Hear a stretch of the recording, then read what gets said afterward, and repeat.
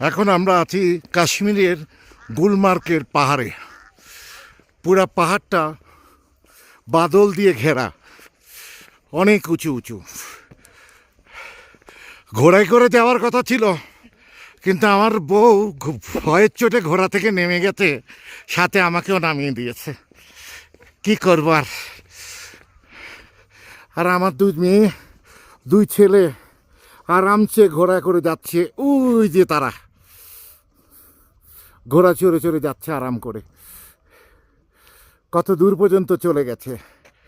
আর আমি আর আমার গিন্নি দুজনে রয়ে গেছে। উনি তো এই সাইডে দাঁড়িয়ে নিজে হাঁটতেছে, আমাকে হাঁটাচ্ছে। আর ওখানে ওই পাহাড় বরফে বাদলে ঘেরা কাশ্মীর, শ্রীনগর, গুলমার্গ। আর আমি যা এখান থেকে হেঁটে হেঁটে যাচ্ছি।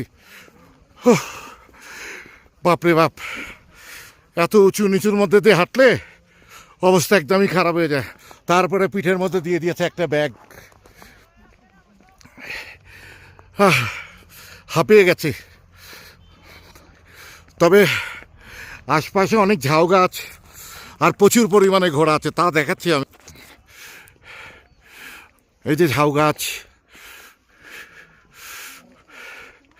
আর ওই যে ওখানে পাহাড়, যা বরফ ঘেরা। পাহাড়ের চূড়াগুলা একেবারে আকাশের সাথে লেগেই আছে। যেহেতু এটা পুরাপুরি শীতকাল না, শীতকাল হলে বরফ হয়ে যেত। তারপরে যেটুকু আছে 10 সেন্টিগ্রি ঠান্ডা। হ্যাঁ, ও আমার পিছন দিয়েও ঘোড়া যাচ্ছে। হ্যাঁ, ঘোড়ার কাফেলা যাচ্ছে, এনারা যাত্রী নিয়ে যায়।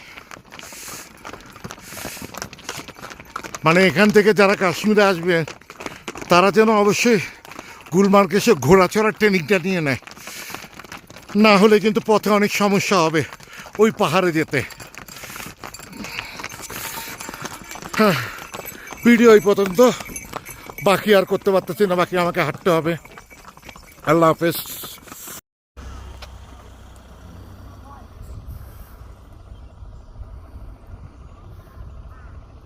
এখানে আমার দুটি আয়শা,